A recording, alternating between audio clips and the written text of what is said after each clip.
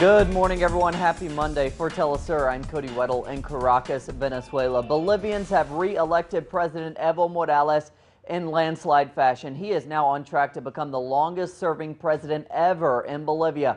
Our correspondent David Doherty continues covering these elections this morning. David. Bolivians took to the polls on Sunday, October 12th, with preliminary results handing incumbent candidate Evo Morales roughly 61% of the vote, 37 points ahead of the closest contender. Supporters of Evo Morales gathered in the central plaza of La Paz, location of the country's parliament and presidential palace, to celebrate the victory. Este triunfo del pueblo boliviano en democracia queda dedicado a todos los pueblos en América Latina y del mundo que luchan contra el capitalismo y contra el imperialismo. Voting reportedly took place without any major irregularities and included the participation of a number of international observers. Hemos estado en distintos puntos del país y hemos visto que las elecciones se han desarrollado en un clima de total normalidad. Los ciudadanos han podido emitir su voto tranquilamente. No hemos verificado ningún problema ni inconveniente. This is Bolivia's 8th presidential election, held since establishing democracy in 1985, following a period of US-backed military dictatorships, and the 3rd election won by President Evo Morales, who first came to power in 2006. Parece que el pueblo boliviano es muy democrático, ha aprendido ya a ser demócrata, no a hacer democracia. Entonces me parece muy bueno, algo muy positivo. O sea, hay una madurez, ¿me entiende? Hay una madurez democrática. Official results began to be released on Sunday at midnight, and authorities anticipated final results to be confirmed within 3 days as votes from far-lying provinces were tallied. Reporting from La Paz, David Doherty, Telesur. And thanks to David. In his victory speech, Morales reiterated that despite anti-democratic attempts to undermine his government, the process of social change underway in Bolivia has consistently been backed by the people. Morales says he will continue to ensure Bolivia never returns to the days of colonial domination. Un triunfo. This is a victory with more than 60% of the votes. This is our 7th triumph. 3 times we won with more than 50% and 4 times with more than 60%. This unity of the people shows that we remain on this path of economic, political and technological liberation. Runner-up Samuel Doria Medina trailed Morales by 25%. He accepted and acknowledged his defeat and Morales' victory. I want to thank the more than 1 million Bolivian citizens who gave me their clear support today. Venezuelan President Nicolas Maduro was one of the first to congratulate Morales on his victory. Maduro tweeted, quote, "Evo, a great victory of South America. From Venezuela, we give you a hug in celebration," end quote. In another tweet, Maduro called it, quote, "a great victory of the people of Alba today on October 12, 522 years since the colonialization of our homeland began. Evo, you're a leader of the South," end quote.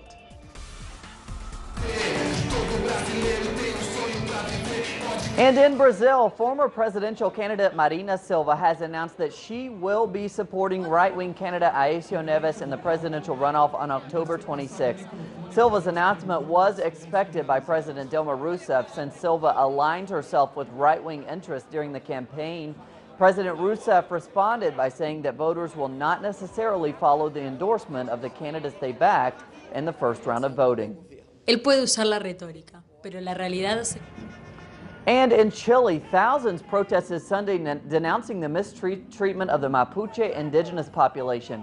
The protesters rejected the state's militarization of the Mapuche territory and called for an end to human rights violations against Mapuche activists and indigenous people in general. According to media reports, over 15,000 people took part in the demonstration. In world news this morning, the Kurdish border town of Kobani remains under siege at the hands of the Islamic State group. Kurdish fighters continued resisting the group's advance. The Islamic State group has reportedly sent reinforcements to the town. The UN has warned of a coming massacre, but the Turkish government continues to reject the proposal for a corridor to allow Kurdish fighters and aid to the border. On Sunday, Turkish leaders announced that they would allow U.S. military to use Turkish air bases. Meanwhile, U.S. Secretary of State John Kerry reiterated on Sunday that Kobani is not strategically important for the U.S. in the fight against ISIS. And in the United States, hundreds of protesters gathered outside the Ferguson, Missouri police station on Sunday. It marks 2 months since the police killing of Michael Brown. Protesters have called for the arrest and prosecution of Officer Darren Wilson, who fired the shots. Demonstrators also denounced the recent police shooting death of another black teenager, Vondret Myers. Myers died after being shot by police in nearby St. Louis.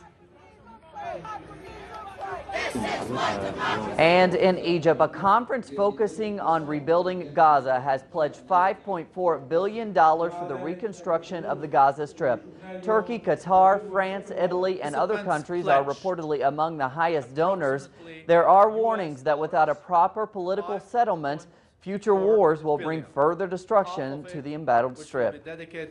For Gaza reconstruction. And staying with Palestine, the United Kingdom Parliament will hold a vote Monday deciding whether to recognize Palestine as an independent state. Telesur spoke with Graham Morris, MP, the politician who has put down the motion about the significance of the vote. He tells us, quote, recognizing Palestine is long overdue. Israel should have no right of veto over Palestinian rights of self-determination. We would be joining 135 other countries in recognizing Palestine. This would be a positive contribution towards peace, end quote. We end this morning with an amazing discovery in Greece, where archaeologists have discovered a large, detailed, and colorful floor mosaic in the town of Amphipolis. It depicts a chariot being drawn by 2 white horses. The ancient Greek god Hermes, with his winged helmet and holding his wand, is leading the chariot. The tomb is estimated to have been built in the 4th century BC, around the reign of Alexander the Great, and is thought to belong to the friend or family member of the great warrior due to its elaborate detail. Plenty more on those stories and others at our website, telesurtv.net/English. For Telesur English, I'm Cody Weddle. Hope you have a great Monday.